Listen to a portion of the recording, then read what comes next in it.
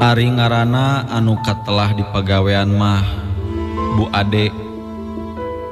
Nya Bu Ade teh geus lumayan lila digawe di pabrik kina nu aya di Jalan Pasir Kaliki. Alah, eta pabrik geus lumayan lila umurna. Sigana wae ayana eta pabrik teh ti zaman Walanda keneh. Malah masih keneh aya bangunan anu can dirombak. Bangunana teh masih keneh kabaheulaan. Ari di pelataran jero aya 3 tangkal palem anu geus lumayan kolot. Maksud dunungan Bu Ade nyaeta tangkal palem teh hayang dituar. Maksudna supaya di pelataran jero teh teu harieum teuing. Tapi nu jadi aneh, eta tangkal palem teh can aya anu bisa nuar. Sing saha wae anu rek nuar eta palem teh sok ujug-ujug gering teu pupuguh.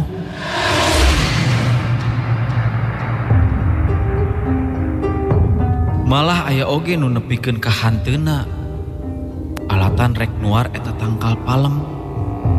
Kusabab kitu geus pirang-pirang anu bisa atawa jalma anu kasebut ahli kana hal anu kurang kaharti ku akal keukeuh teu bisa keneh nuar eta tangkal. Nya akhirna mah aya jalma anu bisa nuar eta tangkal palem teh.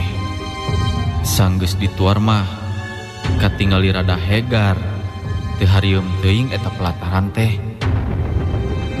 Ngan aya kajadian anu matak teu kaharti. Sanggeus dituar eta tangkal teh beut jadi loba pagawe anu kasurupan. Dina kasurupanana teh sok nyebut-nyebut tangkal palem anu dituar.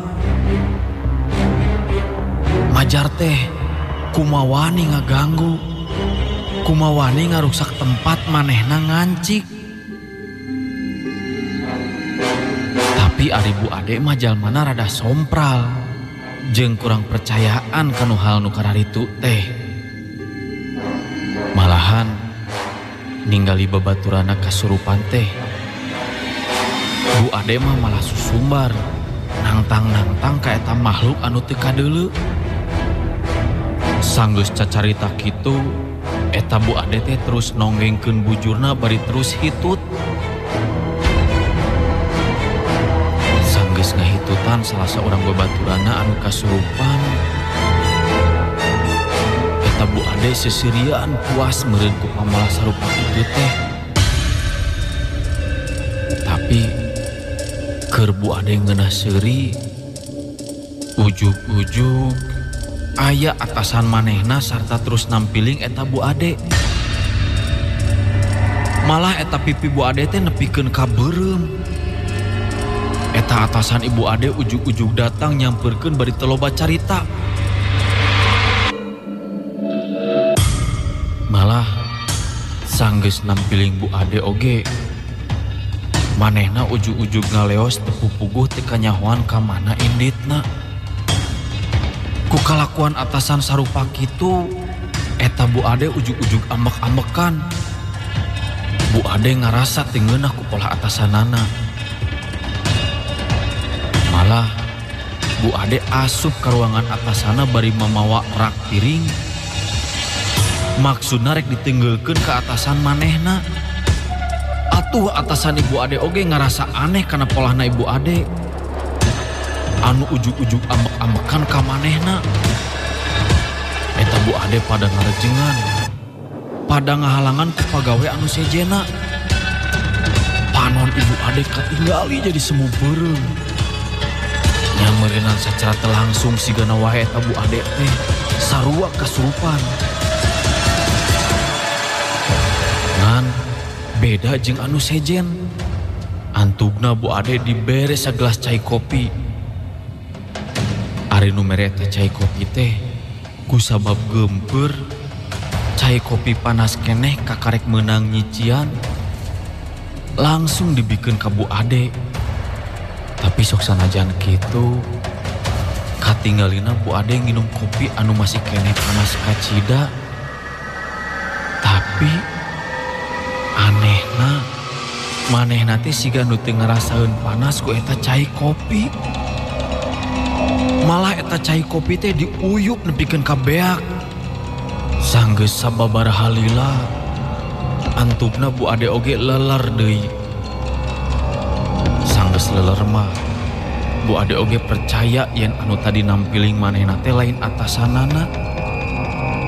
Tapi sigana wae jurig anu ngageugeuh eta tempat.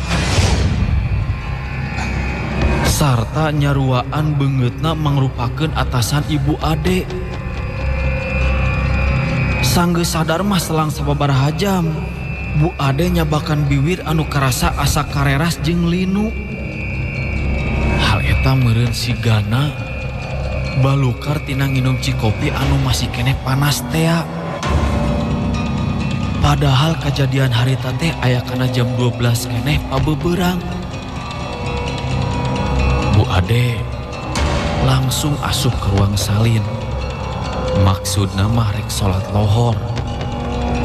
Nya kusabab eta ruangan anu dipake salin teh ruangan khusus keur awewe. Nya manehna ngarasa bebas di salin calana panjang oge. Malah pangangguran saat can calana panjangna dipake disampaikeun dina tak-takna. Can acan calana panjang dipake ku Bu Ade, manehna ninggali tina kaca euteung siga aya anu mukakeun panto sarta siga aya anu ngolebat. Kusabab sieun aya lalaki anu ngadon ngintip atawa asup ka eta ruangan, Ibu Ade langsung malik ka palebah anu ngolebat satukangeun manehna. Tapi bahasa manehna malikeun awakna sarta nitenan sabudeureun eta rohangan. Nah geuningan tayasa saha? Keur Bu Ade ulang-ulang semu heran. Ujug-ujug aya angin anu ngadeos di eta rohangan. Leungit angin, ujug-ujug aya makhluk anu kacida gedena. Malahan jangkungna jujul di eta tempat. Awakna hideung pinuh ku bulu. Eta panona bolotot bari jeung sihung rangeteng.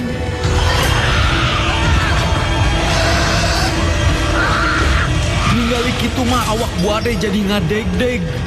Ruas pacampur sieun ku eta kajadian. Malahan teu lila eta makhluk anu pikasieun. Ujug-ujug muter ngurilingan awakna Ibu Ade.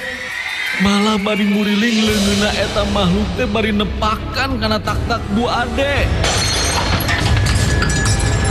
Bari kadenge eta makhluk teh sorana ngegerem anu handaruan matak muringkak bulu punduk.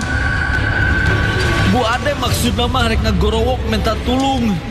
Tapi taya sora anu kaluar tina baham Bu Ade. Bu Ade beuki soak basa ninggali eta makhluk anu pikasieun siga anu rek ngarekep manehna.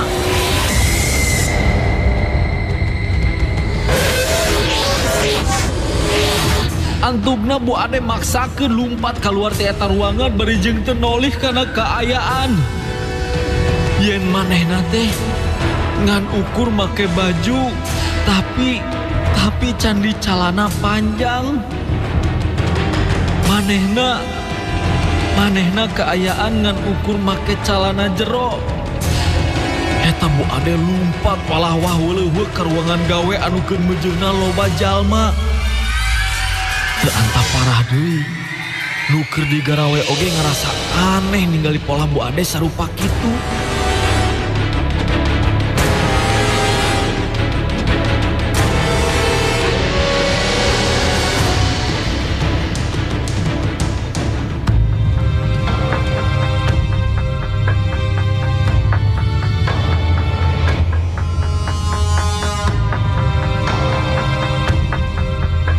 Ade dak dumadak jadi teu bisa ngomong.